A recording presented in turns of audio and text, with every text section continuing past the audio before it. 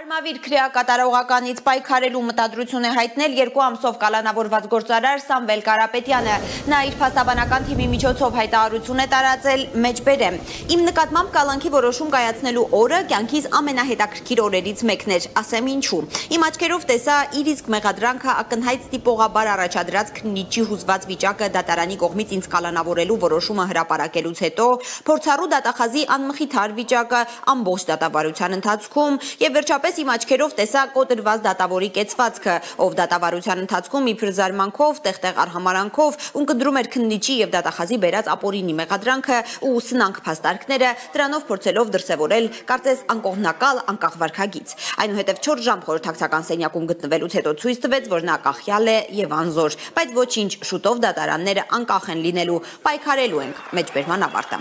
Ինչպես հայտնել ենք երեկ էլ Սամվել Կարապետյանի փաստաբանական թիմն էր հայտարարել, որ նրան առաջադրված մեղադրանքը որևէ առնչություն չունի քրեական օրենսգրքի, քրեական իրավունքի հետ եւ բողոքարկել էր խուզարկության, ձերբակալման, կալանավորման որոշումները։ Ըստ փաստաբանների հայտարարության քաղաքական հետապնդման միջազգային չափանիշներին է համապատասխանում Կարապետյանին առաջադրված իշխանությունը զավթելուն ուղղված հրապարակային կոչի մեղադրանքը, որովհետեւ նա առանց որևէ կոնկրետ շրջանակի կոչ անելու պարզապես աջակցություն է հայտնել եկեղեցուն, ինչից հետո սկսվել է ֆեյսբուքյան արդարադատությունը։